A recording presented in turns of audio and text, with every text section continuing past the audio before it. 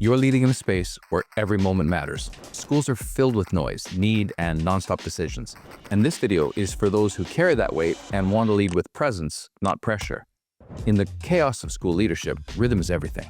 But if that rhythm turns reactive, we lose the clarity that makes leadership meaningful. So let's explore how to return to a rhythm of intention.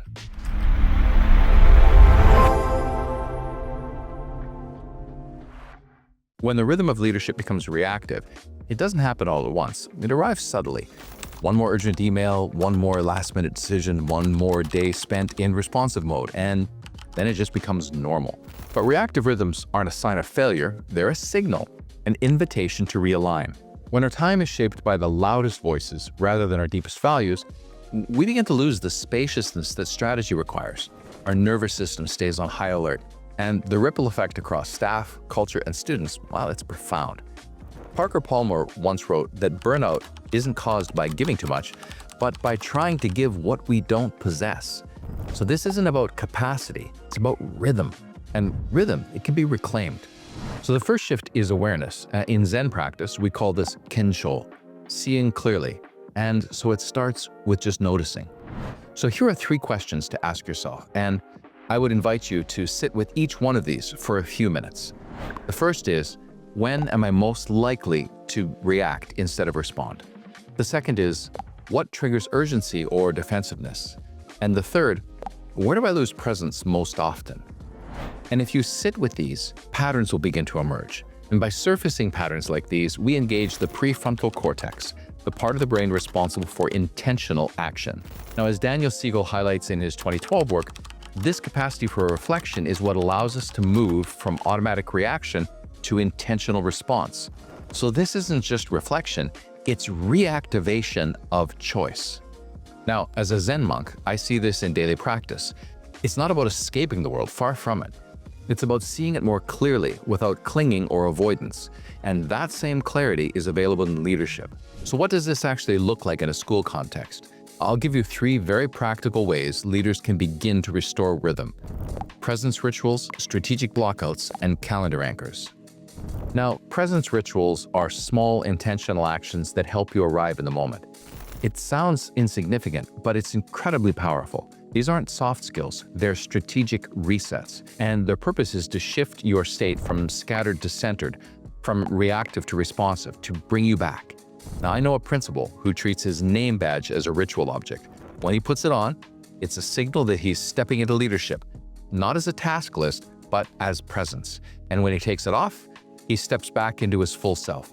It's a boundary, a reframe, a signal. Now, for you, it might be one breath before a meeting, one deep breath intentionally before every meeting, or a moment of genuine eye contact, or a handwritten note on someone's desk. Now, as Stephen Porsche demonstrates in his 2011 work on polyvagal theory, even 60 seconds of slow, focused breathing can reduce cortisol and increase heart rate variability, anchoring the nervous system and inviting calm. Now, the second, strategic blockouts, are not a luxury. They are leadership hygiene.